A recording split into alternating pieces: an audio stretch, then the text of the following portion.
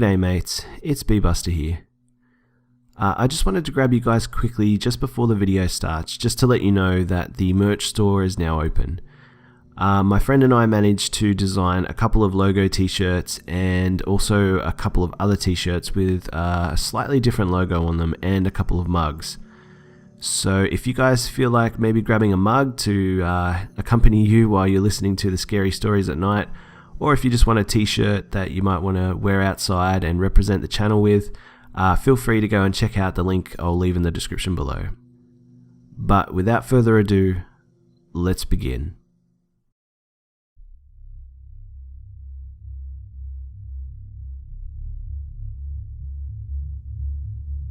Number 3. Some of you may have heard of this website called OMEGLE.com. If you haven't, it's a chat website people go to when they're bored, and it's anonymous.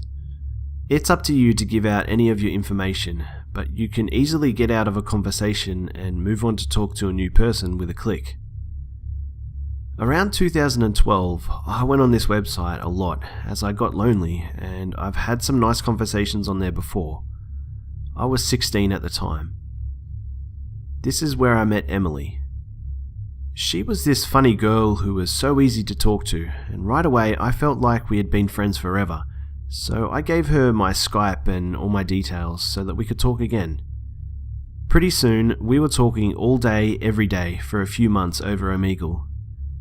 She said she was from Wales, which I thought was so cool. I've never met anyone from Wales. I thought she was the best friend I ever had. We talked about everything going on in our lives. She would tell me crazy stories about the things she'd done with her friends, and we'd talk about relatable girl stuff, and I would wake up to Photoshop pictures of us and cats and some bad pun written on it about us being best friends forever, or something stupid like that.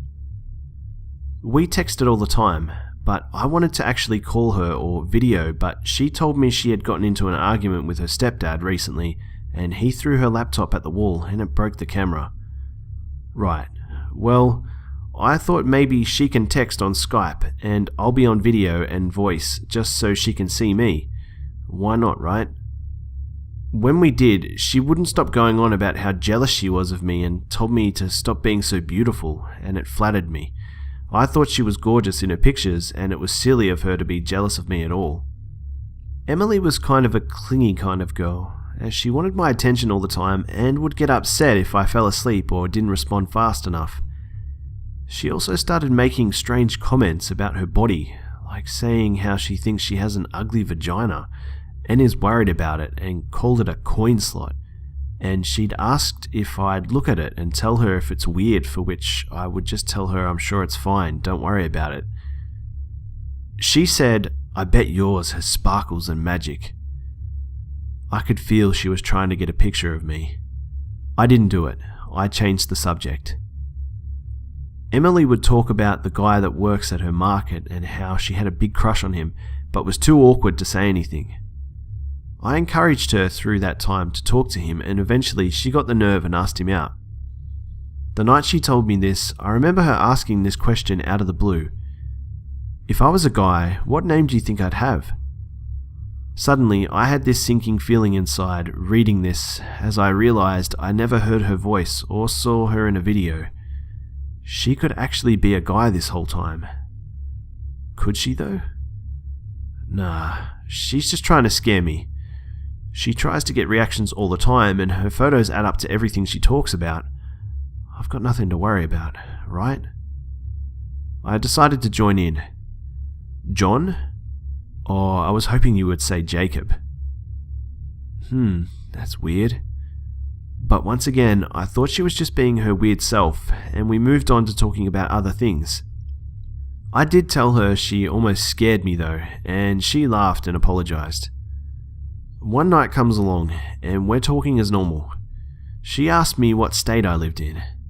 I told her because I thought maybe she wanted to see what it looked like compared to where she lives on Google or something. Then she goes, "You're only 500 miles from me." I say, "No, you're not." She says, "Yes, I go to..." I look up this school, and sure enough, it's in Alabama. but you can easily just look for a school on Google Maps, so I thought she was just making stuff up to get more reactions. She says that she fixed her camera and we can do video chat tonight if I wanted to. I said yes. I was excited. We had talked for 2 months and I finally get to see her instead of pictures and texts. I get all set up in the living room and call her. She answered, "You know when you feel frozen with fear and time feels slow? That first second, when I saw him, I thought maybe that's her brother or friend and she's going to move the camera to her. Nope, it's just him. While I'm frozen and speechless, he picks up one of his laptops and signs in as Emily to show me that he's been doing this the whole time. He doesn't say anything. He then pulls out a camera and points it towards me. I finally told myself to end the call before he takes a picture. Why did he take his camera out? I don't know, but I try to process everything while my heart is pounding, and even though he may not be near me physically, it was still very creepy and disturbing to me. I pulled myself together and decided to try and get some answers. I wrote him a simple "why?" and he says, "I was dared to by my friends to pretend I was a girl on OMEGLE, but I thought you were really cool, so I kept it up. I stopped talking to the other guys though. I just wanted to keep talking to you." Guess what his name was? Jacob. He was 21 and he's from Alabama. I couldn't understand how he kept up with his fake life of Emily every day and even had pictures to make it all seem so legitimate. It was almost like Emily was real and died that night. This girl in these pictures, who were they? The strange thing is, sometimes I feel like she's still out there, but I know she doesn't exist. Number 2. I'm a very young female in the 6th grade. I was naive and stupid. I kind of still am, so please don't leave me a lecture about internet safety. Truth is, I know it all already, but I chose to do this. I'm aware it was a dumb decision, and this will never ever happen again. Okay, so let's begin.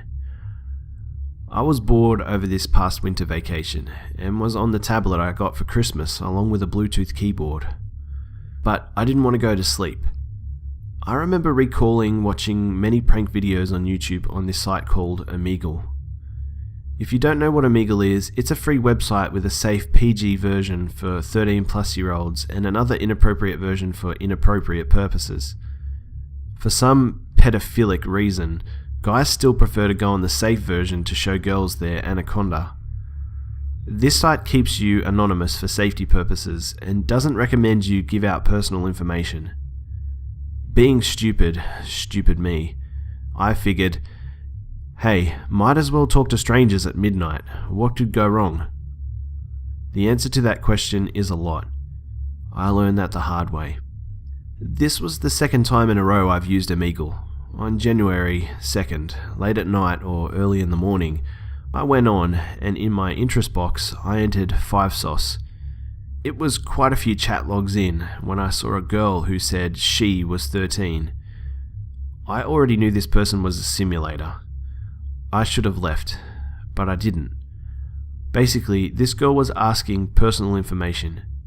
I faked it all except for my age, shamefully. She said, "Cool, I'm 13. I'm only a year older than you." She kept urging me to show her my naked body, as she did too. Of course, I refused, and of course, this creepy pedophile got mad. Apparently, this person had been recording me the whole time on his computer. He played it on his screen, leaving me to watch myself drinking out of my water bottle, an image that can easily be photoshopped into something really inappropriate. I remember watching it and telling him that he was sick, to which he simply responded no. Being the smartest person in the world, I didn't leave the freaking chat. Instead, I got my phone, continued making talk with him, and recorded him threatening me. He told me that if I didn't show myself indecently, he'd take the recordings and edit it in an inappropriate video. When I said no, he told me I had 2 choices. 1, to show myself nude, or 2, to relieve his bathroom fetish. Because I didn't respond, he thought I didn't know what it was, and so he told me. I didn't respond once again. So he left.